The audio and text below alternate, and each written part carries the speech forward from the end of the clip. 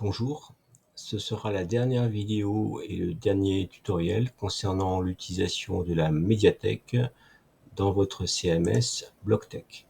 Je vous avais déjà montré comment intégrer un PDF et le transformer en visionneuse afin de l'intégrer à un article ou une page de votre site.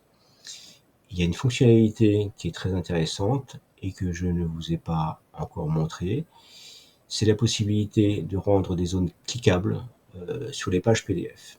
Si vous avez un magazine que vous diffusez ou un catalogue avec des articles, avec des fiches produits, vous aimeriez bien que les internautes aient la possibilité de cliquer dans la visionneuse afin de pouvoir ensuite aller sur le site web ou la page qui vous intéresse ou celle de vos annonceurs. Je vais vous montrer comment ça fonctionne. Donc, il faut commencer par, bien sûr, charger un fichier PDF sur le serveur. Voilà. Donc il est en train de s'uploader. Maintenant, le serveur est en train de créer toutes les images correspondant aux différentes pages de votre fichier PDF de façon à pouvoir avoir la visionneuse. On va attendre jusqu'à la fin du service.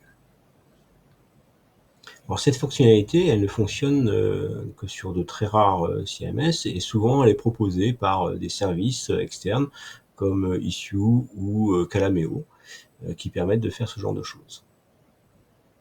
Et là, bien sûr, vous n'aurez pas besoin d'un service externe ni de payer pour ce genre de choses. Voilà. Toutes les pages de mon fichier PDF ont été créées. Je vais pouvoir maintenant vous montrer comment fonctionne l'intégration des liens sur les images. Dans la médiathèque, vous avez ce menu PDF Map Générateur. Donc, je vais cliquer sur le fichier que je viens de télécharger. Donc là, vous avez la possibilité de parcourir le PDF et je vais sélectionner les zones que je veux rendre cliquables avec la souris. Donc là, je vais intégrer l'URL de cette annonce-là. Là, je vais sélectionner, intégrer l'URL de cet autre annonceur. Alors, vous voyez ce que je suis en train de faire. En fait, vous pouvez sélectionner autant de zones que vous le voulez sur la page. Pour supprimer une zone, il suffit de faire un double clic. Une fois qu'une zone est sélectionnée, si vous vous êtes trompé, vous pouvez la déplacer, la redimensionner en utilisant les poignées, la poignée inférieure droite.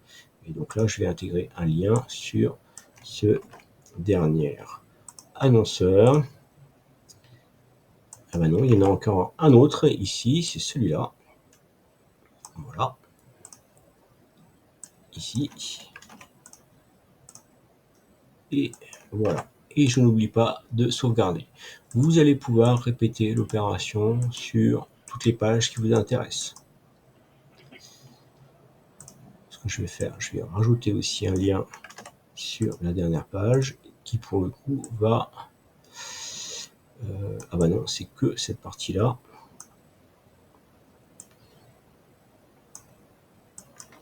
Et je sauvegarde. Voilà. Vous voyez qu'on retrouve sur toutes les pages les zones qui ont été sélectionnées et qui seront cliquables. Je quitte mon générateur de liens.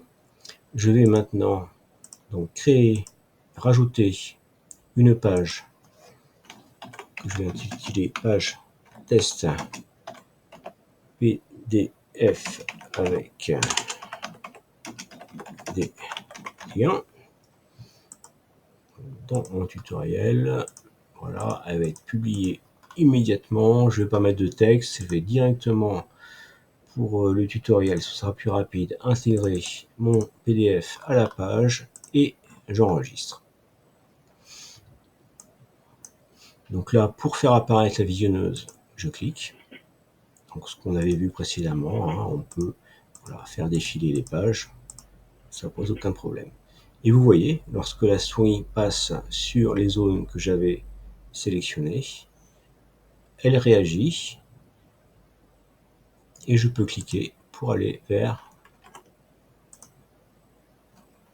mes annonceurs, y compris pour la dernière page. Ah, lui, il a disparu, il n'existe plus.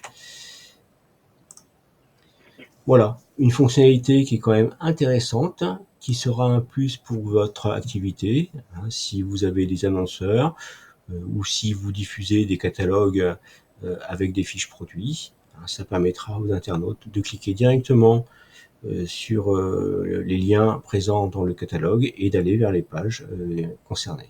Voilà, c'est tout pour cette vidéo. Je vous souhaite une bonne journée et je vous dis, écoutez, à bientôt.